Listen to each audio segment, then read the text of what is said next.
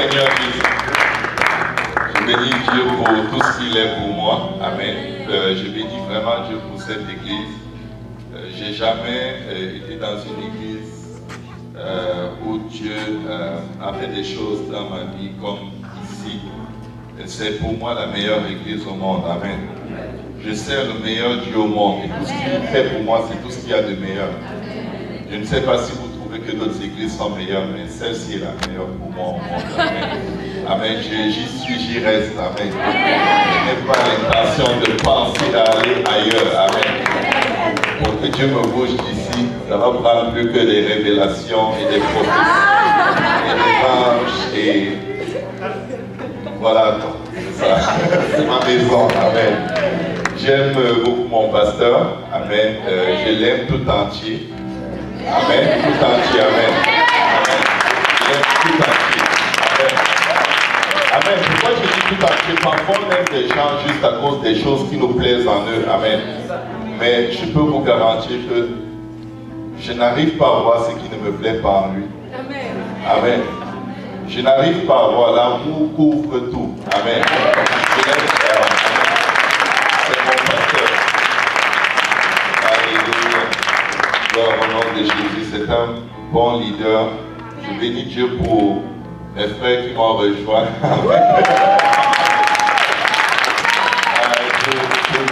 J'ai eu le témoignage que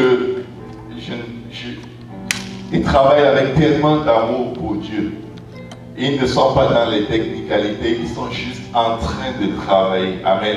C'est des gens qui s'époumonnent, c'est des gens qui donnent, qui sacrifient énormément pour Dieu. C'est vraiment tout ce qu'il y a de spécial que Dieu est en train d'utiliser pour bénir son peuple. Amen. Je rends témoignage qu'ils ont beaucoup d'amour pour le peuple de Dieu. Amen.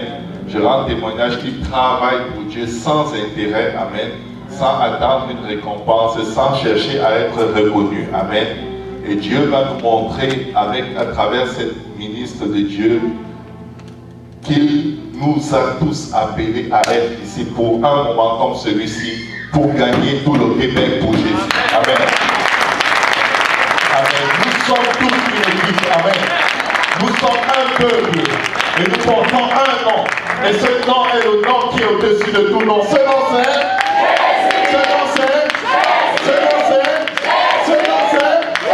tu sais que c'est Jésus, alors donne-le comme si c'était vraiment le nom. Le Seigneur, le commencement de la fin. Alléluia, le parfait, Jéhovah Jireh, Jéhovah Nissi, Jéhovah Shalom. Alléluia, alléluia.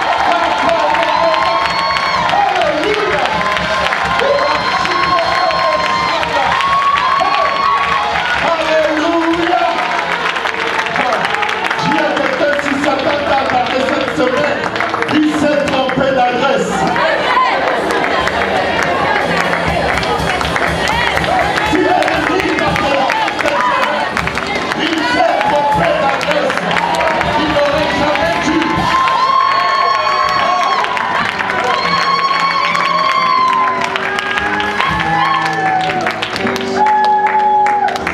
J'ai un feu enfermé dans mes os. Et je vais le laisser sortir avec l'aide de Dieu. Vous allez prier pour moi. Je vais demander en ce moment à Pasteur Kaozi, notre pasteur, notre papa bien-aimé, de prier et consacrer ce moment dans la présence de Dieu. Alléluia. Prions tous ensemble. Seigneur, nous te rendons grâce encore une fois, papa, pour le privilège et l'honneur de nous rassembler en ces lieux, Seigneur, à sentir ta présence. Merci pour le sacrifice qui a rendu cette présence possible. Merci pour la foi, merci pour l'humiliation, Seigneur. Père, alors que nous nous avançons pour recevoir de ta part, Seigneur, nous reconnaissons aussi que nous sommes des hommes naturels, des hommes charnels, que les choses spirituelles sont une folie, Seigneur. Quand nous avons besoin de ton aide, nous prions que tu nous aides maintenant, Papa. Aide-nous, Seigneur Jésus-Christ, afin que nous puissions être à mesure de recevoir, Papa, cette parole. Et que tu trouves une place dans nos cœurs où elle va germer, il faut de fruits, Papa, digne de repentance, et des fruits qui produisent jusque dans la vie éternelle. Au nom de Jésus, nous te prions avec action de grâce, Papa, alors que nous te Père, de oindre ton serviteur, afin qu'il puisse livrer sans crainte ni faveur ni hésitation.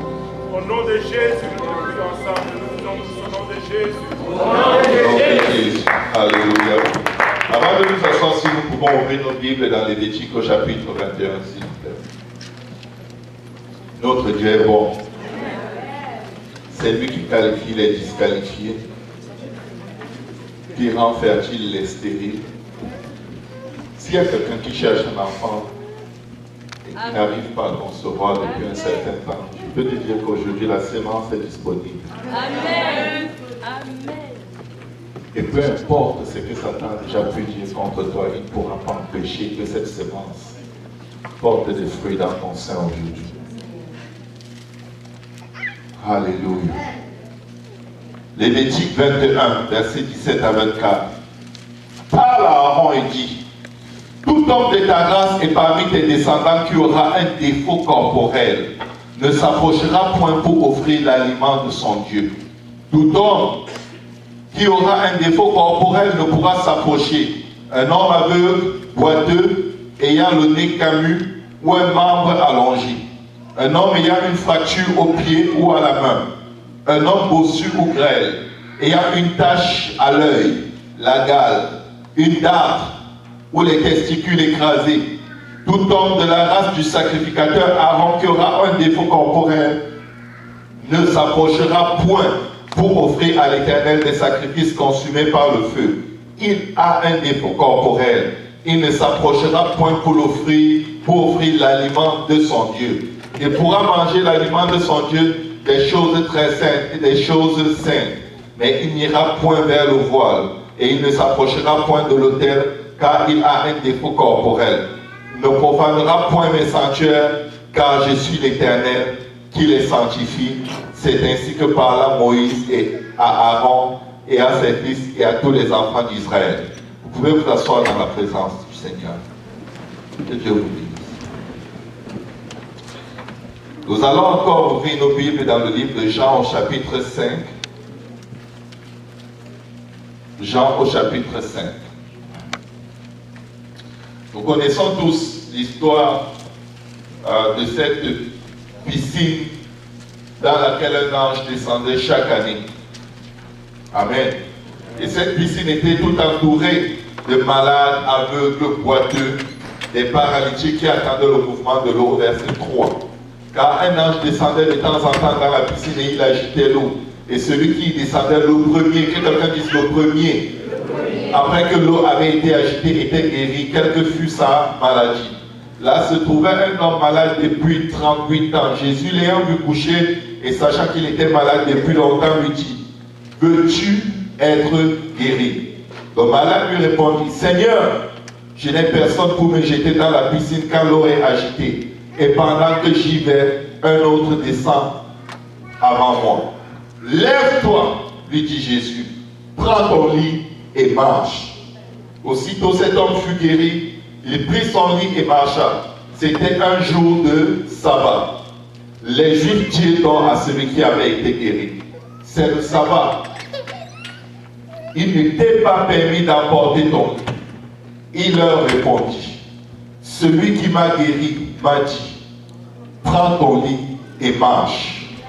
Ils lui demandèrent: qui est l'homme qui t'a dit prends ton lit et marche? Mais celui qui avait été guéri ne savait pas qui c'était, car Jésus avait disparu de la foule qui était en ce lieu.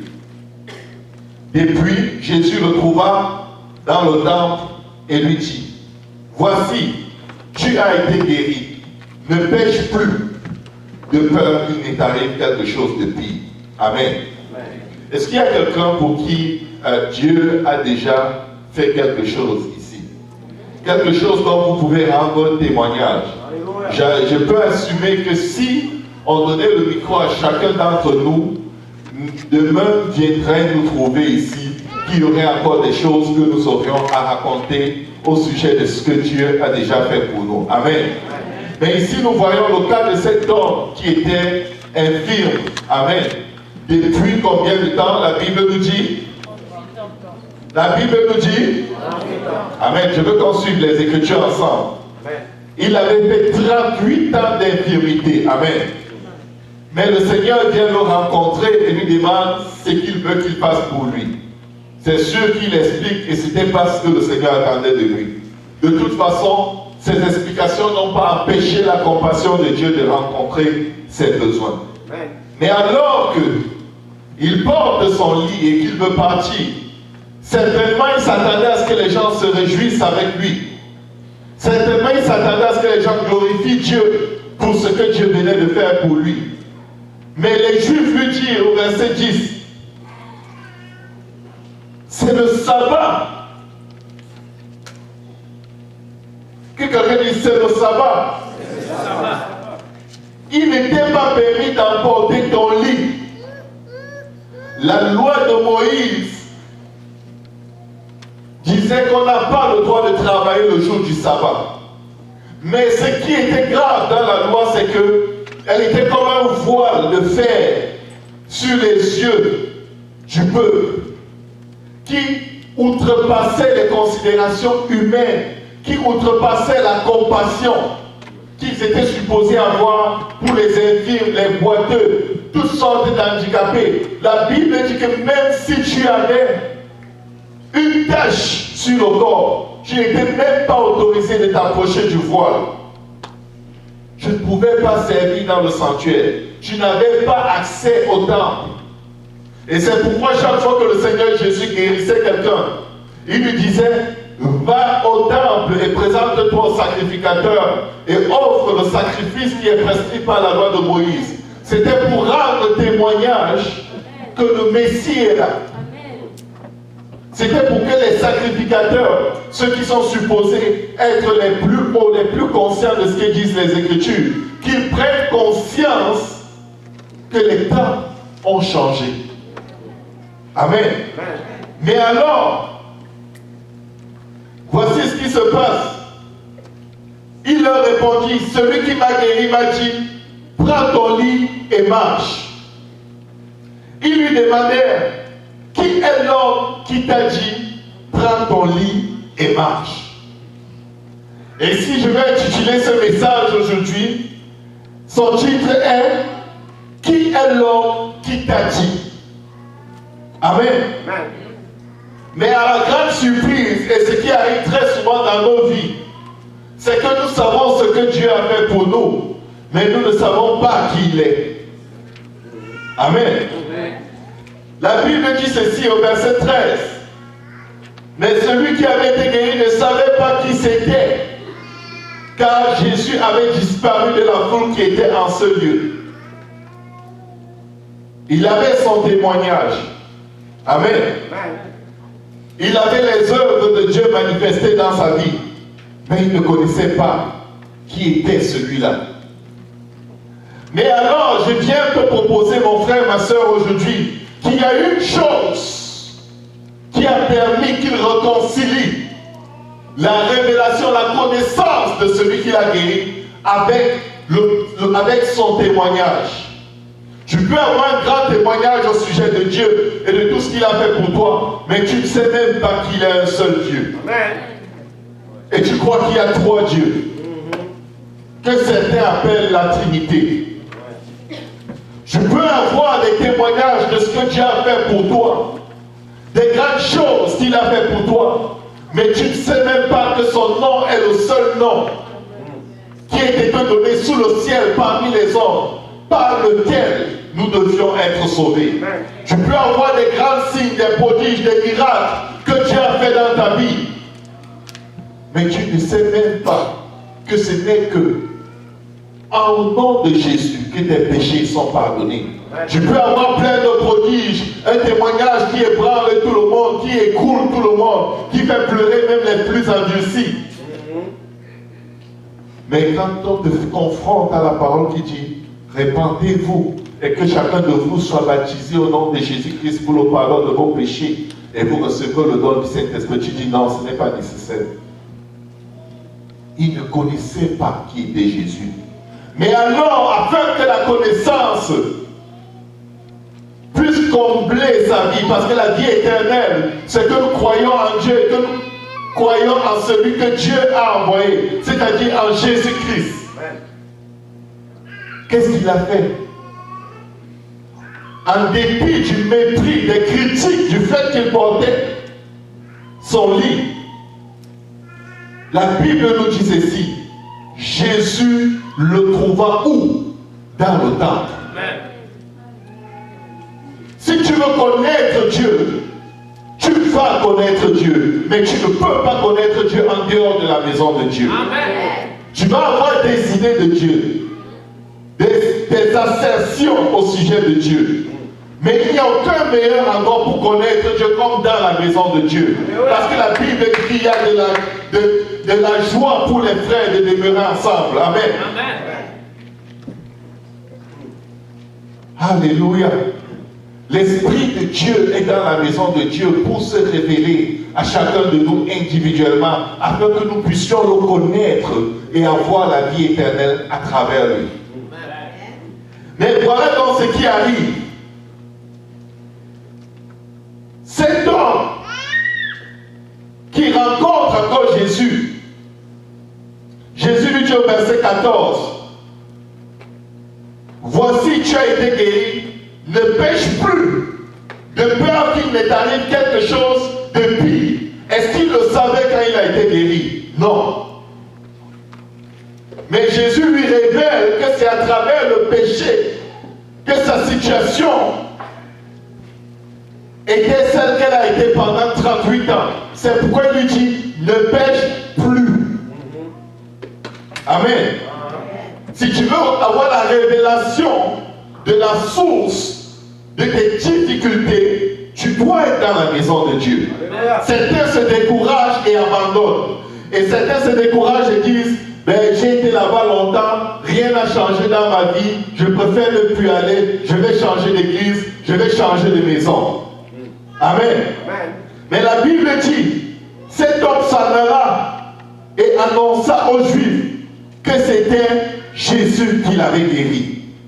Cet homme que les gens ont offusqué, cet homme que les gens ont méprisé, cet homme que les gens ont menacé, cet homme à qui on a demandé, qui est l'homme qui t'a dit, prends ton lit et marche.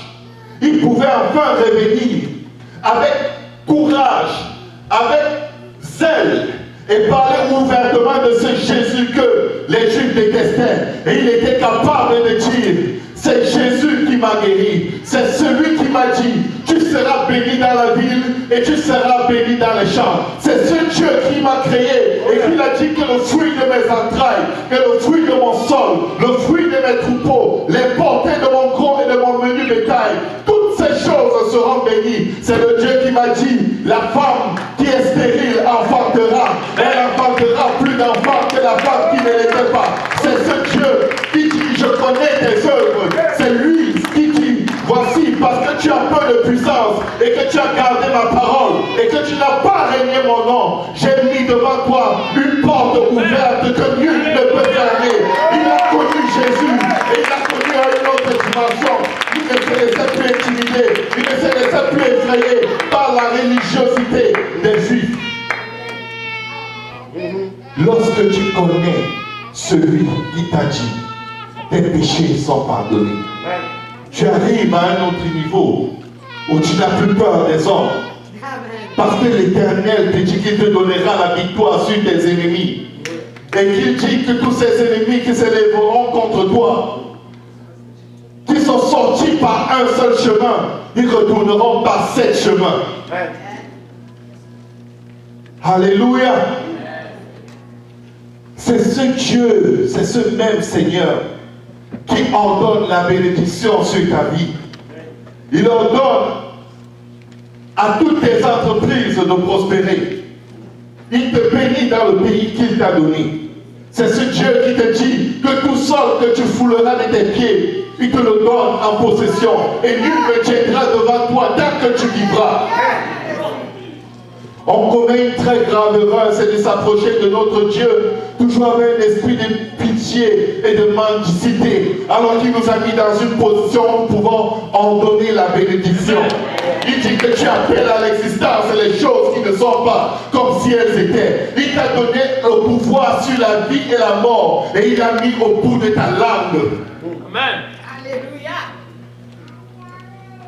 Dieu nous a investi de toute l'autorité, de tout pouvoir sur la face de la terre.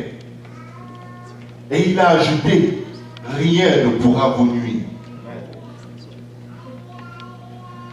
Le peuple qui connaît son Dieu fera des exploits avec ce Dieu-là. La Bible dit que l'Éternel ouvrira son bon trésor, le ciel, pour envoyer à ton pays la pluie en son temps et pour bénir tout le travail de tes mains. Tu prêteras à beaucoup de nations et tu n'emprunteras point. Dis à quelqu'un, tu n'emprunteras point. Mais si tu ne connais pas ton Dieu, tu vas être un gars ou une femme qui emprunte comme pas possible. Dès que c'est fort, est-ce que quelqu'un peut me prêter? Toujours en train d'emprunter. Ton Dieu te dit, tu n'emprunteras point. N'est-il pas capable de te donner? Tu sais, quand tu empruntes hors de la volonté de Dieu, il t'est impossible de rembourser après. Tu essaies de rembourser, tu n'arrives pas. Les problèmes qui t'arrivent dépassent les problèmes que tu avais avant d'emprunter. Comment peux-tu avoir la foi que Dieu va te donner pour rembourser si tu ne réussis pas à avoir la foi qu'il va pourvoir à tes besoins maintenant? Amen. Tu mets ta foi dans le futur. Quand Dieu me donnera, je rembourserai. Et au moment où tu t'aperçois que on dirait que je ne rembourse jamais, tes dettes dépassent tout ce que tu as déjà imaginé que Dieu puisse te donner. Parfois il faut dire, Seigneur, c'est pas comme ça que tu as dit. Parfois quand tu arrives à un endroit où c'est serré, tu dis, Seigneur, je vais attendre en silence au secours de l'Éternel. Où tu es mon Dieu, où tu es mon Dieu. Faut qu'il y ait une deuxième alternative. Si tu ne fais pas, qui va faire? Amen. Parfois tu vas te retrouver dans des situations où tu dis, oh Seigneur, si tu n'agis pas, dans 2 jours, je suis mort, je suis fini. Je vous dis, il te laisse 7 jours dedans. Et tu ne meurs pas, tu ne finis pas. Et après il agit quand même. Et tu es comme, écoute, tu as le choix. Où tu utilises le pouvoir de la vie et de la mort qu'il a mis sur ta langue pour appeler à l'existence dans ta vie les choses qui ne sont pas, afin que ça bouge les anges. La Bible dit que les anges sont des esprits choisis pour Dieu pour rendre le ministère aux héritiers du salut. Aux héritiers du salut. Aux héritiers du salut. C'est pas un hasard si le Seigneur dit, cherchez premièrement le royaume des cieux et sa justice, et toute chose vous sera donnée par-dessus. Parce que quand ce qui te préoccupe, c'est le salut, ton salut et le salut des âmes autour de toi, il y a juste de ces choses que tu n'acceptes pas dans ta vie. Tu n'acceptes pas d'être toujours celui qui emprunte, et qui emprunte, et qui emprunte, et qui n'a jamais rien pour prêter à personne. Parce que la parole de ton Dieu dit, tu n'emprunteras point, mais tu prêteras. C'est parce qu'il va te bénir au-delà de tes attentes. Parce que sa parole déclare qu'il est capable de te bénir infiniment, abondamment, bien au-delà de ce que nous pensons et nous imaginons. C'est ça ton Dieu. Il dit, bien aimé, je veux que tu prospères à tout égard et que tu sois en bonne santé comme prospère l'état de ton âme. Beaucoup s'approchent de Dieu comme s'il était un magicien. Je vois ton visage et ton humilité seulement quand les choses vont très mal dans ta vie. Mais dès que tout va bien, il voit tes épaules. Et le coton dans les oreilles, tu n'écoutes plus personne. Parce que tout va bien. Dieu est pour toi, qui sera contre toi. Même si Dieu parle, il n'écoute pas, il est pour moi. Amen. C'est parce que tout va bien. Mais dès qu'il permet que tu constates que tu dépends de lui, là, même si on t'écrase les orteils, tu dis, je t'aime mon frère, c'est pas le pasteur ne te salue pas, tu cours, tu le secoues, pasteur, me voici, bonjour. Mais quand tout va bien, il ne me salue pas. Bon, si c'est comme ça, c'est pas la seule église à Montréal. Un pasteur qui ne respecte même pas les gens. Il n'y a aucun regard sur les visiteurs. Et tu suis tout le culte ayant ton attitude dans ton coin. Il ne m'a pas salué, il ne m'a pas salué. Il attend toujours que je vienne ici, le Seigneur il va venir aussi.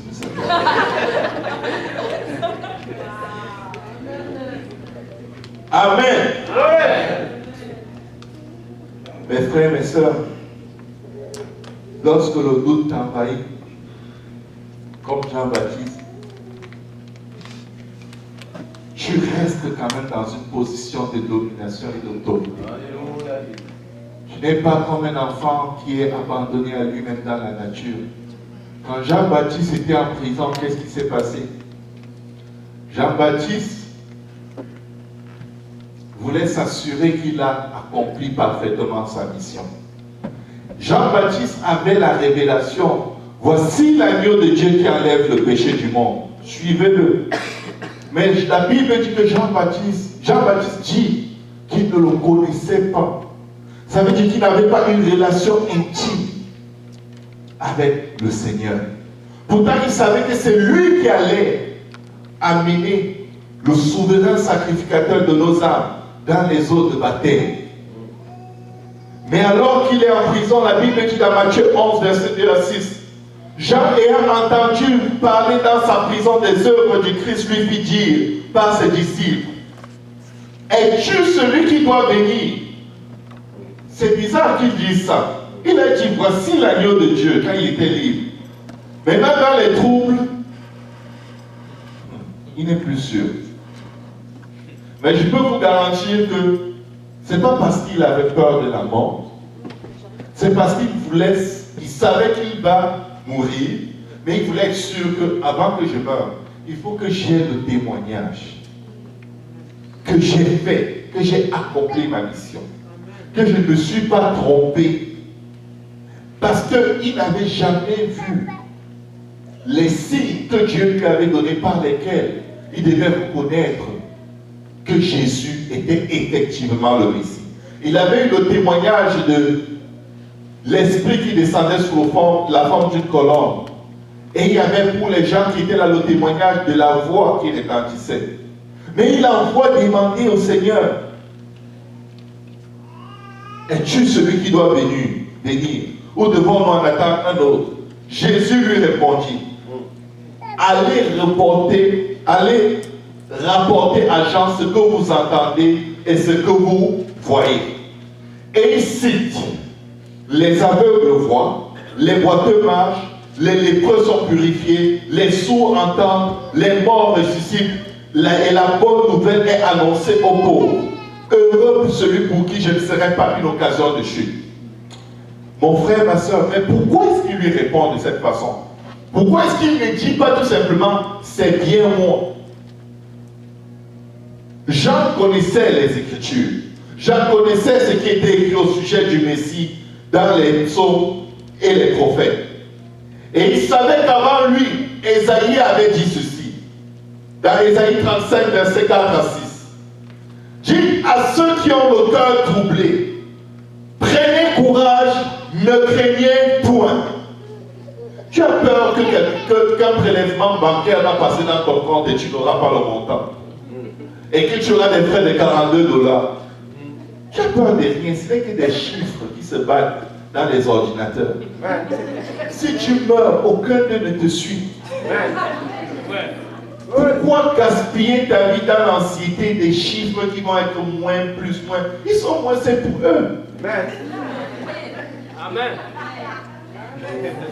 Vous connaissez quelqu'un qui est dans son cercueil en train de vérifier son état de compte bancaire pour savoir si l'assurance va passer? Tu pars, tu laisses tout ça derrière toi. Cette panique ne sert à rien. Dites à ceux qui ont le cœur troublé, prenez courage, ne craignez point. Dieu va vous permettre que vous passiez par toutes les épreuves que vous redoutez le plus, pour vous montrer que ces épreuves n'ont aucun pouvoir sur vous. Il est votre Dieu. Amen. Il dit, voici votre Dieu. Amen. La vengeance viendra. La rétribution de Dieu, il viendra lui-même et vous sauvera. Peu importe la situation dans laquelle tu te trouves, Dieu ne va pas envoyer un ange. Amen. Il est en route pour venir lui-même, pour te sauver, pour te tirer de ta situation. Mets seulement ta confiance en lui. Parce que si tu ne crois pas qu'il est, il est fort possible que tu tombes dans l'incrédulité, que tu commences à vivre dans les compromis, que tu pêches pour sortir de tes problèmes. Tu pêches contre Dieu. Tu jettes à la poubelle tout le témoignage. Tu vis sans aucune conviction. Tes convictions changent selon les événements de ta vie. Shadrach, Meshach et Abednego avaient une conviction. Il est écrit. Tu ne feras point d'image taillée des choses qu'il y a dans les cieux, sur la terre et sous la terre. Et tu ne t'agenouilleras point devant elles pour les adorer. Quand on a soufflé la trompette de Nebuchadnezzar, le peuple entier s'est agenouillé, eux ils sont restés debout. Parce qu'il est écrit. Amen. Quand les apôtres sont dans la tempête et que le vent souffle, les vagues s'élèvent dans tous les sens, Jésus apparaît, il panique parce qu'il croit que c'est un fantôme. Mais Pierre dit, Seigneur, si c'est toi, ordonne que je vienne à toi marchant sur les eaux. Tout ce dont il avait besoin, c'est que la parole de Dieu soit prononcée sur cette situation. Et je vais vous dire une chose, on croit que Pierre a marché sur l'eau. Non, il a marché sur la parole de Dieu. Parce que la parole de Dieu est une fondation solide. Même si tu marches sur la mer, sur la parole de Dieu, tu ne peux pas t'enfoncer. Mais si tu marches dans tes circonstances, c'est sûr que tu vas voir le fond de la mer. Quand les circonstances viennent te secouer, détourne ton regard des circonstances et dis, Seigneur, qu'est-ce qui est écrit? Quand je passe à travers l'ombre de la vallée de la mort, je ne crains aucun mal. L'Éternel est mon berger, je ne manquerai de rien. Tu vas dire, mes frères et sœurs, je manque de plein de choses. Non, tu crois que tu les manques. Amen. Tu crois que tu les manques. Parce que la chose la plus précieuse que Dieu t'a donnée, c'est la foi. Amen. Voici votre Dieu. La vengeance viendra, la rétribution de Dieu. Il viendra lui-même et vous sauvera. Alors s'ouvriront les yeux des aveugles, s'ouvriront les oreilles des sourds. Alors le boiteux sautera comme un cerf et la langue du mieux éclatera de joie. Quand il demande d'aller dire à Jean qui est inquiet en prison, les aveugles voient, les boiteux marchent. Il est en train de dire, je suis effectivement le Messie. 1 Timothée 3, verset 16. Grand est le mystère de la piété. Dieu a été manifesté dans la chair. Chaque fois que Jésus envoyait les aveugles, les lépreux, les boiteux qu'il avait guéris au temple pour offrir le sacrifice et rendre témoignage, en fait, il les envoyait dire, le Messie, le Dieu Tout-Puissant est venu, il est manifesté dans la chair. Venez vers lui, il est votre Dieu. C'est lui-même qui est venu vous délivrer. C'est lui-même qui est venu vous porter secours. C'est lui-même qui s'est levé de son trône et qu'il a revêtu la forme d'un homme. Il s'est dépouillé de sa gloire et il a revêtu l'humilité en se rendant semblable à toi et moi.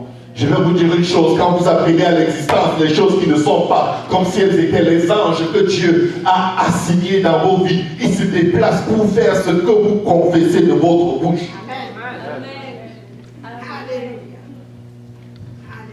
Je vais te dire une chose, quand tu as un problème, tu l'as déjà. Tu l'as déjà. Ça ne sert à rien de dire j'ai des problèmes. Ça ne sert à rien de dire j'ai des problèmes. Non, tu peux dire j'ai un Dieu puissant, j'ai un Dieu fort, j'ai un Dieu fidèle, j'ai un Dieu qui délivre, j'ai un Dieu qui guérit, j'ai un Dieu qui ne m'a jamais laissé, j'ai un Dieu qui ne m'a jamais abandonné. Sa fidélité est grande, sa fidélité est incomparable. Quand je traverse la vallée de l'ombre de la mort, il est la résurrection et la vie. Je ne crains aucun mal. L'Éternel est mon berger, je ne manquerai de rien. Ce n'est plus moi qui vis, c'est Christ qui vit en moi. Tu sais, quand tu te fais baptiser au nom de Jésus, il te prend corps, âme, esprit. Si tu as des vertus, il les prend avec. Si tu as des maladies, il les prend avec. Si tu as des tribulations, il les prend avec. Il prend tout en charge. Tu n'as pas besoin de t'inquiéter de quoi que ce soit. La Bible dit ne vous inquiétez de rien. Mais faites connaître Dieu vos besoins par des prières et des supplications. Avec action de grâce. Seigneur, je sais que mon rédacteur dit et il me relèvera au dernier jour. Mais s'il me dit, je lui ferai quand même confiance. Je n'ai pas besoin de la solution que mes pensées imaginent. La pensée, l'intelligence s'oppose à la connaissance de Dieu. Ça prend un problème pour connaître un Dieu qui délivre.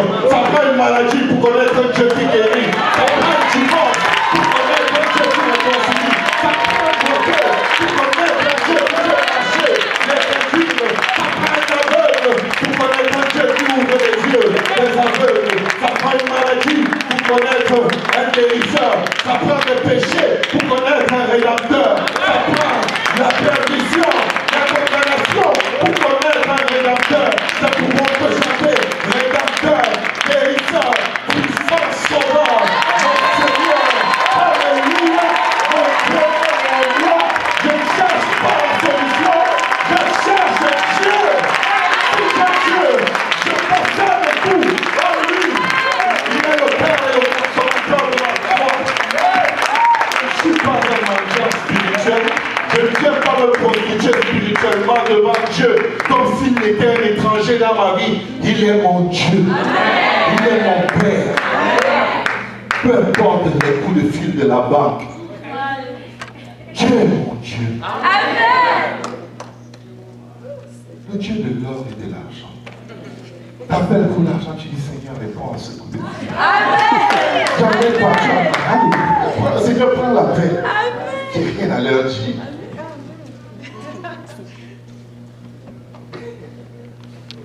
Si tu n'as pas de problème, tu n'auras aucun témoignage. Si tu n'as pas de tribulation, tu n'auras rien à dire. Tu auras juste la chanson des versets. Qu'est-ce que Dieu a déjà fait pour toi? Ben, il n'a encore rien fait, mais tu sais, la parole de Dieu dit. Je veux que tu me montres tes cicatrices. Nous avons vécu Satan à cause de la parole de notre témoignage et l'histoire de l'amour. Tu ne peux pas encourager quelqu'un quand tu passes à travers le Je vis pour Dieu. Écoutez, si le Seigneur lui-même est passé à la croix, s'il est passé par la pauvreté, quand il est né, il n'y avait aucun endroit pour le mettre. Vos enfants sont tous nés dans les hôpitaux ou au moins dans une maison, ou alors dans une voiture pendant que vous alliez à l'hôpital. Jésus est né parmi les pipis des animaux. Personne ne voulait de lui. Il est né dans le rejet. Il est né dans le mépris. Homme de douleur. Appelle les Écritures. Et ses enfants passent le temps à fuir la douleur. Wow. Écoutez, il dit, voici, je vous ai donné le pouvoir de marcher sur les serpents et les scorpions. Mais pourquoi il dit les serpents et les scorpions? Est-ce qu'il y en a ici qui n'ont jamais vu un serpent, sinon à la télé? Et encore moins un scorpion. Mais quels sont ces serpents et ces scorpions? Quel était le rôle du serpent? Il parlait. Il disait juste des choses qui s'opposent à la connaissance de Dieu. Dieu a-t-il vraiment dit qu'il va te guérir? Dieu a-t-il vraiment dit qu'il va te délivrer? Dieu a-t-il vraiment dit qu'il va pourvoir à tes besoins? Dieu a-t-il vraiment dit qu'il va pourvoir à tes problèmes d'immigration? Tu sais, il faut faire un mariage blanc, sinon tu ne vas pas t'en sortir. Dieu a-t-il vraiment dit? Il n'est pas... Non, Dieu n'a pas dit. Dieu a-t-il vraiment dit que tout seul que tu fouleras avec tes pieds, il te le donne en possession? Il faut dire oui, Dieu l'a dit. Amen. Si je suis au mauvais sol, qu'il m'amène au bon sol. Et je vais avec confiance. Il a dit, il est mon Dieu. Tu ne peux pas connaître Dieu en dehors de tes tribulations. Enlève les tribulations, il n'y a plus Dieu dans ta vie. Amen. Avec Dieu, nous ferons des exploits. Amen. Nous ne sommes pas un peuple mendiant. Nous ne sommes pas des religieux. Nous sommes le peuple qui porte son nom. Amen. Ésaïe 56 pour terminer.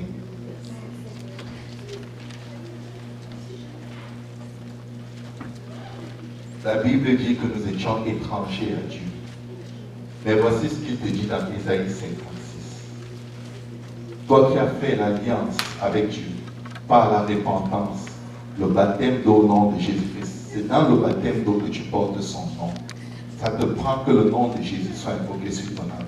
C'est indiscutable. Tu verras ça dans Acte 2, Acte 8, Acte 10, Acte 11, c'est encore évoqué. Acte 19, Acte 22. Ça te prend le nom de Jésus pour entrer dans cette promesse d'Ésaïe 56.